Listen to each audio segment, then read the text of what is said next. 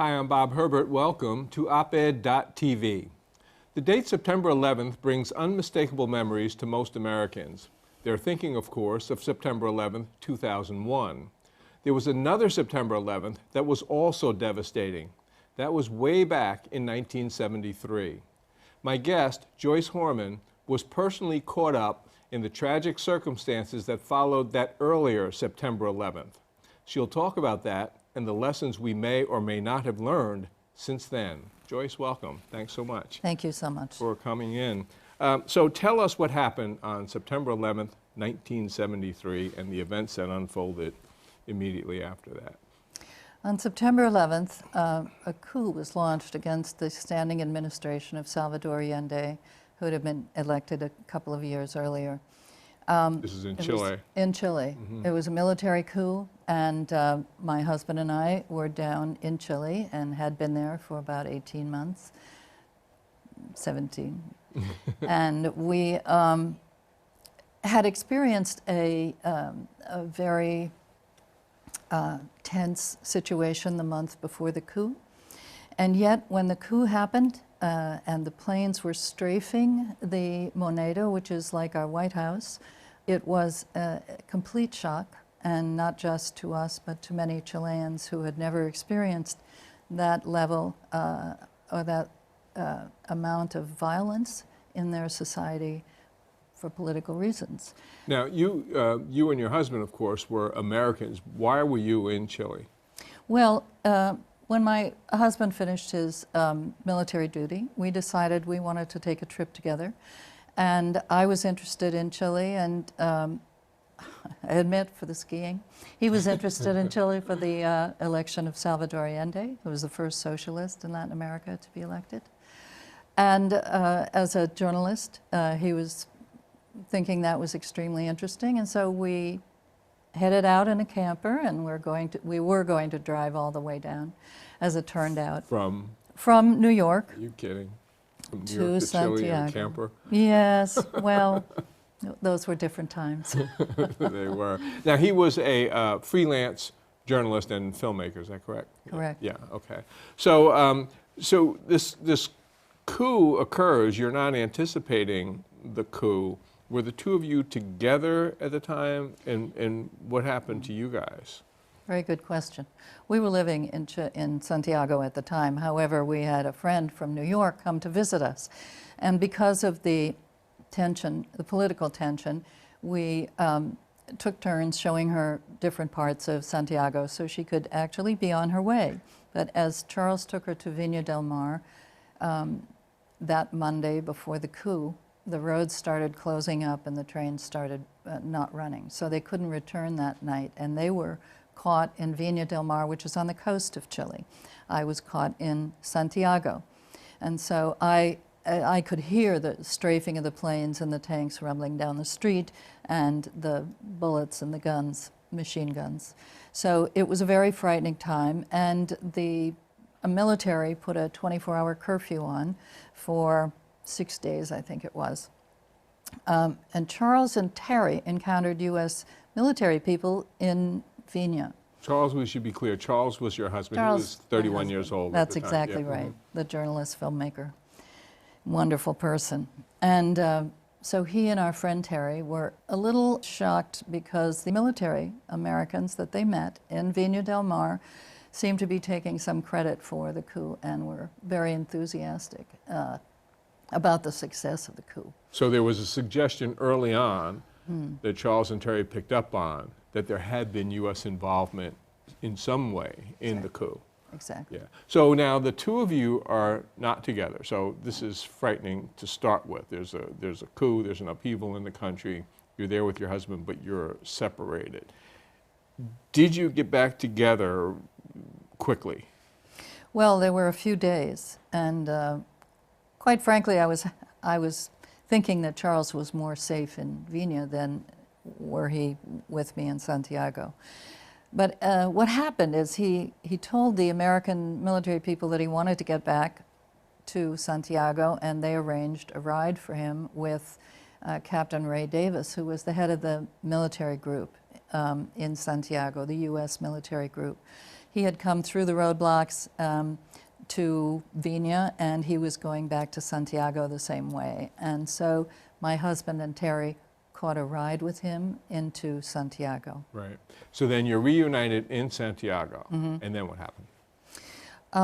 We decided we wanted to find a way to go home as soon as possible because of the violence that we'd encountered in the streets and the curfews and really quite daunting violence. So Charles took Terry downtown on Monday to see if there was a way to get a flight and to get out of Santiago.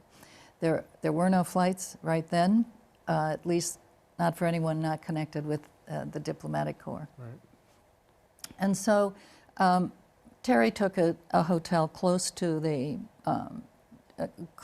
airline's ticket offices, and Charles came back to the house. Now, I did not make it back to the house because of the curfew and because of the buses closing down earlier So you were separated, but in Santiago, right. And you couldn't get back to your I couldn't get back to the home. house. Charles was there alone.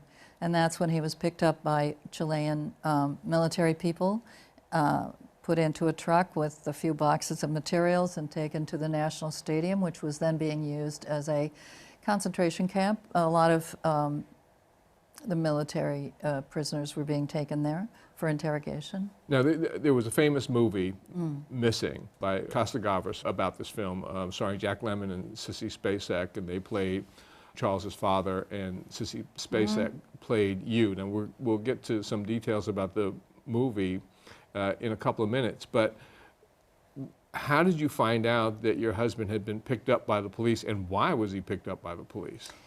When I did get back to our house, it was the next morning when the buses started up again. I found the place ransacked completely, and the landlord of the house came over to say that I should probably leave because the military had been there and would probably be back, and it would be a good idea for me to go someplace else.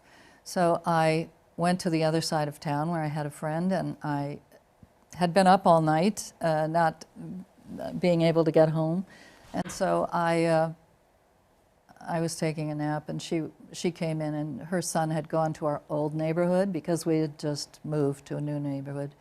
And there had been some calls from the military intelligence, Chilean military intelligence, inquiring about the gringo with a beard, extremist, they called him, asking our neighbors about, and so I understood that he had been arrested. And as soon as I could, I went down to the U.S. consulate, U.S. embassy, and reported that he'd been taken by the Chileans.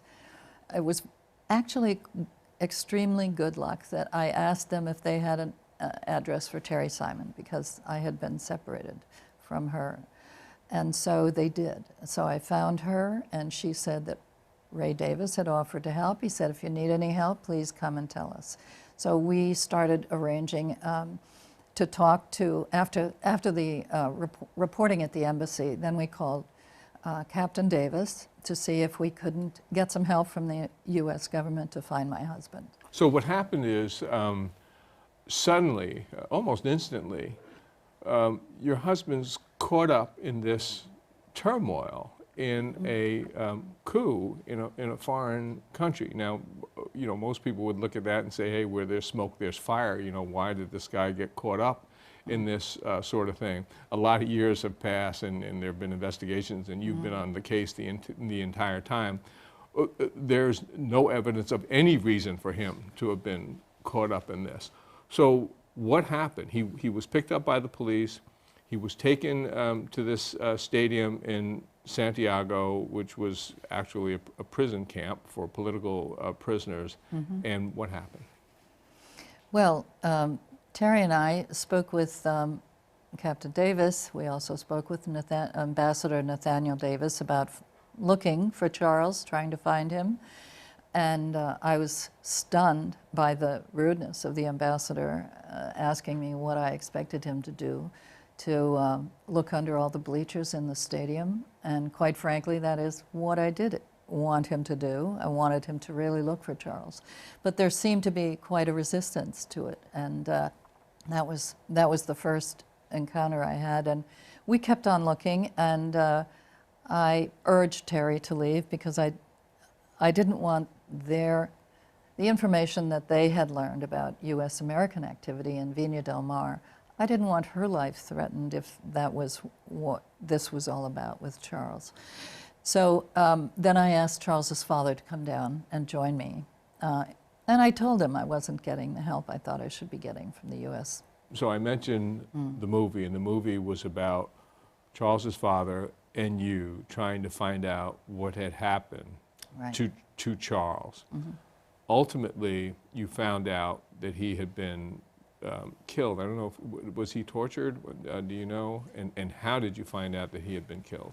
It's very much later that we found out he'd been tortured, but we did find out about a month after Ed Horman, Charlie's father, came down to Santiago in the middle of a coup to search for his only son, that the Ford Foundation actually told Ed that Charles had been killed in the stadium, and Ed took that to the Chilean authorities, and it was confirmed.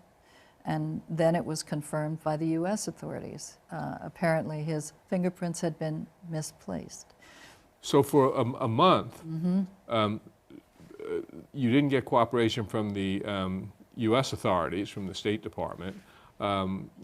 We can safely assume the CIA was also knowledgeable about what was going on, but there was no cooperation with the family of an American who actually had been taken by a foreign government and killed.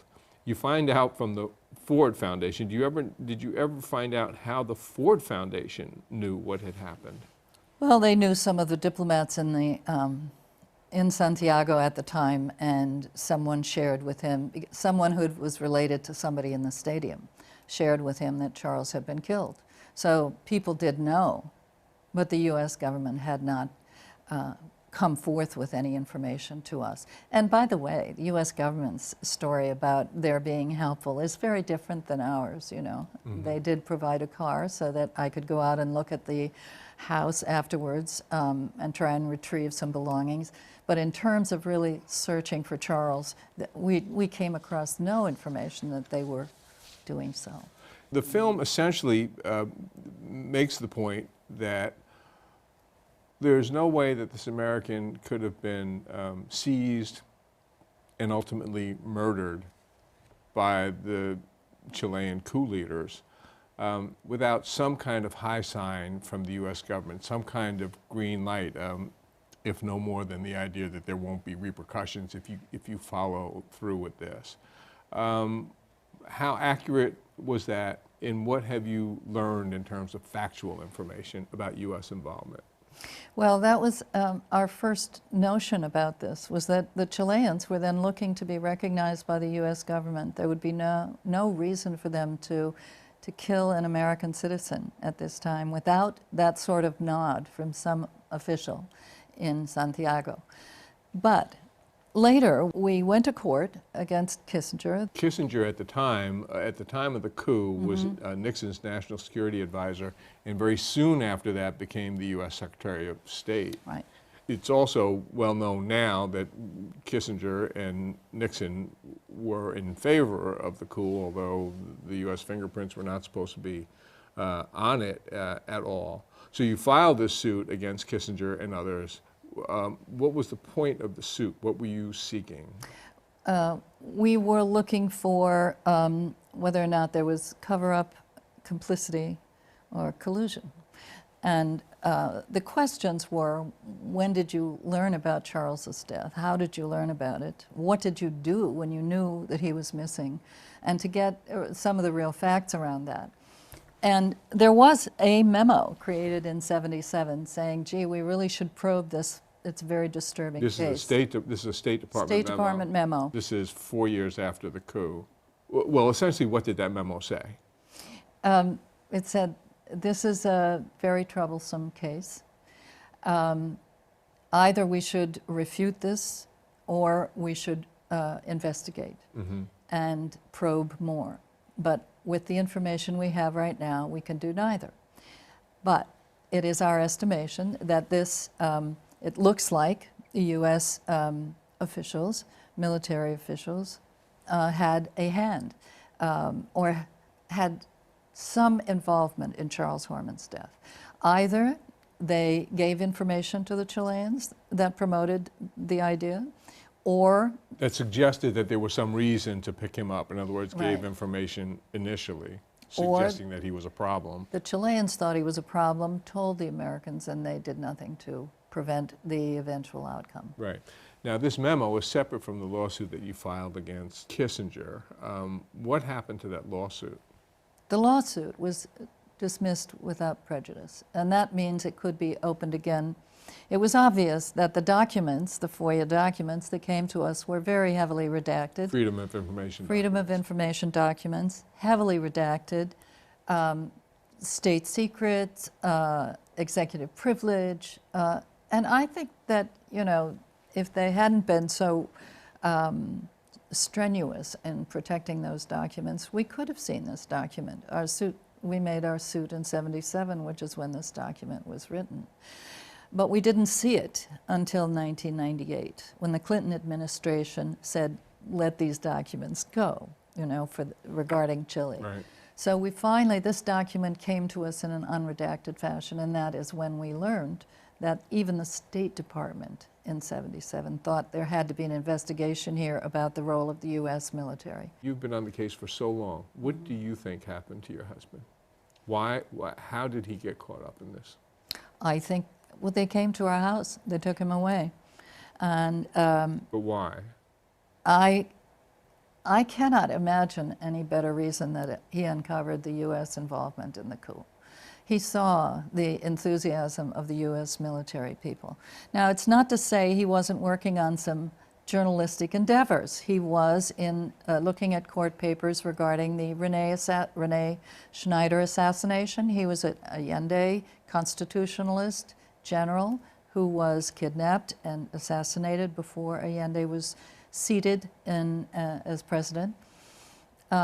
He was seen as an obstacle to anybody who wanted to make a change with the Allende administration. And Charles was very interested in this journalistically, so he was studying that. Now, it turns out later that the U.S. had sent unmarked, or with the serial numbers scratched out, guns through the diplomatic pouch to people who actually ended up kidnapping Rene Schneider. And so there is, you know, some pointers to some U.S. involvement in that as well. What was it like for you and for Charles's father going through this long, tortuous period, first where you don't know what had happened, and then where you find out the worst? Personally, what was that like? I was so grateful that Ed came down to be with me in this search, and I was also astonished at the confidence he had that the U.S. Officials were going to give us aid and assistance, because that had not been my experience. He was essentially a patriot, and was a patriot. believed that his government was going to do the right thing. His son was missing. My son's an American citizen. Yep. He's supposed to be protected by you people, Mm-hmm. you know. As we went through and we looked in hospitals and we talked to the ambassador and the consul and evaluated the kind of help we weren't getting, then it was also astonishing that it was the Ford Foundation that told us Charles had been killed. Right. So Now, you formed something called the Charles Horman Truth Project. The idea, this is a human rights organization to help people who were caught up in similar situations, but also ultimately to try and bring Pinochet to justice. How did that work out? well, it's a little cart before the horse. Pinochet was arrested on a warrant from Spain because he happened to be in England. He was outside of Chile, and this was like the first actualization of universal jurisdiction. Jack Straw and the British government honored that arrest warrant and arrested Pinochet in London. This was when? This was in 1998. And so he was detained there while the law lords sat and determined, and considered his sovereign immunity, because that was something that was a very blanket permission for all sorts of dictators leading up to this. So they were considering sovereign immunity and his culpability and his whether or not they should send him, extradite him to Spain on this arrest warrant. They sat 3 different times. The first time they thought he had sovereign immunity. The second time they said no, he should go to Spain, but they found that one of the judges was related, one of the judges' wives was working for Amnesty International, and they called that, conflict of interest. Conflict of interest. And the third time they said yes, because of a 1988 treaty on torture or not doing torture, that he could be sent to Spain. But then he was given a reprieve because of health reasons and sent back to Chile. And it was very interesting because during that period of time, Chileans were able to breathe again, and they could see that this man was recognized as a human rights criminal internationally. He was no longer the president. He was no longer the president, but he had given himself a permanent seat in the Senate. His cronies were still there. They were still running a lot of things. So this was a real breath of fresh air that he was detained for so many months. And even when he came back, he was put under house arrest by a new judge that was put in place for human rights crimes. So we're running out of time, but what ultimately happened to Pinochet? Pinochet did go back to Chile. He was put under house arrest, and he died there. But you have never finished pursuing this case. Very quickly, why have you stayed on the case for so long, and what are you still seeking? Well, Americans simply cannot, they can't not know what the truth of this is, because it seems to have gotten worse over the years. The truth is Americans were involved in the death of two Americans in Chile. The other American was? Frank Tarugi. His sister is still pursuing this. His case and Charles Horman's case is being handled in Chile. We filed in 2000, December of 2000, against Pinochet. Pinochet died. It's against his subordinates now, but we're hoping that this case will come to a verdict in the next couple of months. Tell me what the goal of the Truth Foundation is in general. Well, certainly we do have a website which explains the steps we've taken, and also it's to provide additional discussion of this, of the Chilean coup and the human rights crimes that ensued and with Pinochet's dictatorship.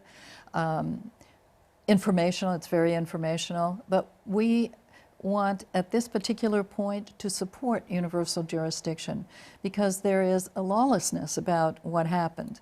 It was not only US laws that were broken in this, it was international treaties and international laws.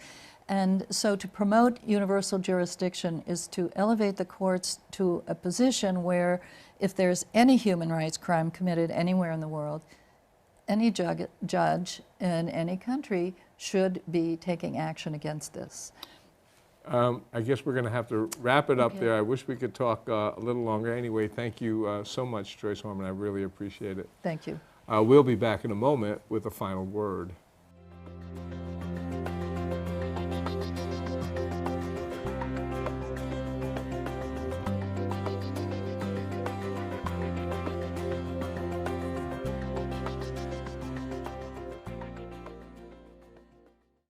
The protests sparked by the killing of Michael Brown have generated tons of news coverage. Less well covered were the demonstrations of thousands of people who used the kickoff of the holiday shopping season to protest the low wages and poor working conditions at Walmart and other giant retailers. These two streams of protest are not unrelated. They are both about justice and fairness. I salute these men and women who are making it clear that they are fed up with an intolerable status quo. This is how America will be reimagined for the 21st century, by ordinary Americans courageously engaging the difficult challenges that we face. These are folks who have gotten up from their sofas and opened their doors to step outside and, like the activists of every generation in our nation's history, are using their energy and creativity to help shape the future of our society. Democracy demands participation, and that is what these protesters have chosen to do. Participate. That's all for now. See you next time.